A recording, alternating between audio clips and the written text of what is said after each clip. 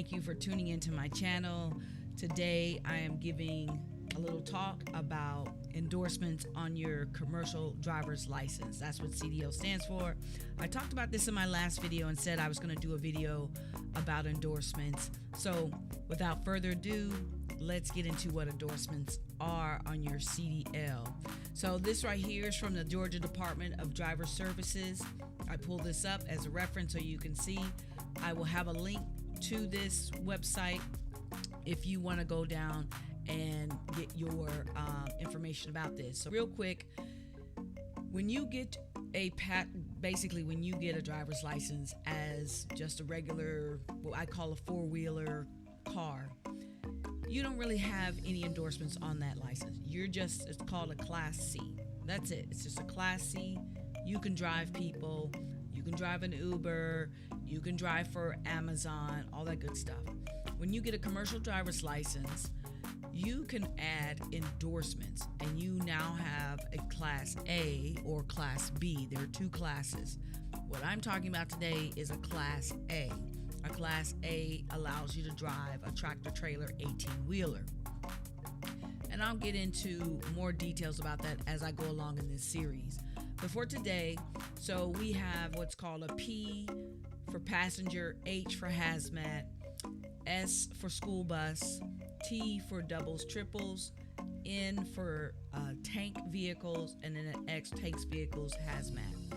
So what does all that mean?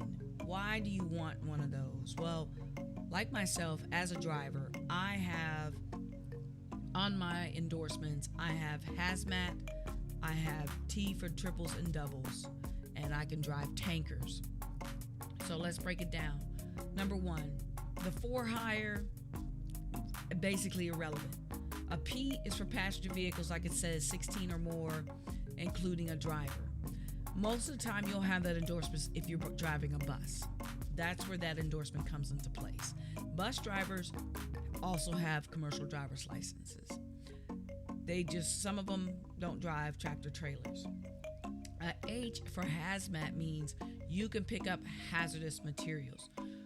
When you become a truck driver, if you get a hazmat, you cannot transport hazardous material unless you have a hazmat license.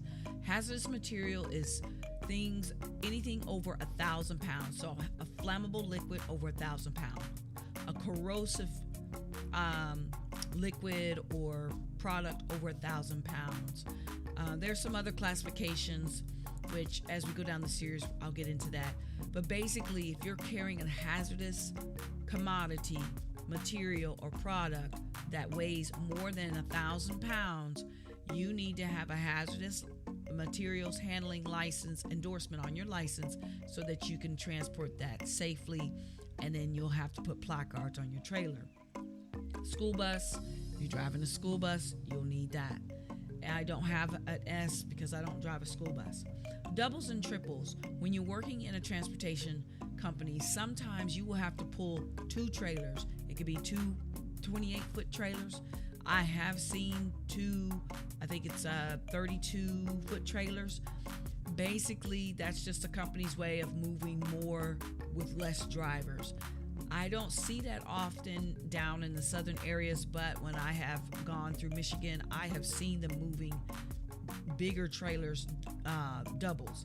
Now, the company I work for, they do what's called line haul. They pull doubles all the time.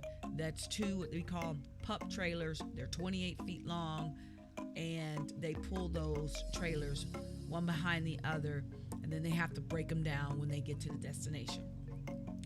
We're required to have a doubles, triples license just in case we have to do that.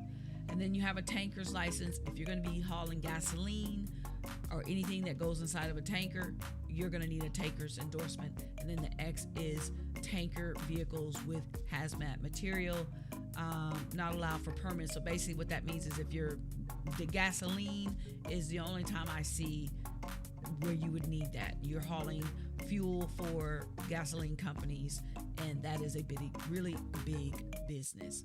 So that's it. That's what endorsements are on your license. You will have to pay to have a hazmat endorsement. The other endorsements, you will have testing that go along with those.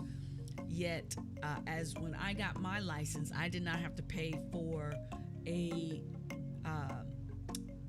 doubles and triples or a tanker endorsement. For a hazmat endorsement, you do have to pay, and you will have to go through a background check, fingerprinting, and things like that. And you can reference your local state to find out more information about that. I will address those things further along in the series. I hope this was helpful to you. Hope you guys got a lot of information about that. This was a quick and dirty. So I will see you on the next video. Peace and be safe out there. Bye.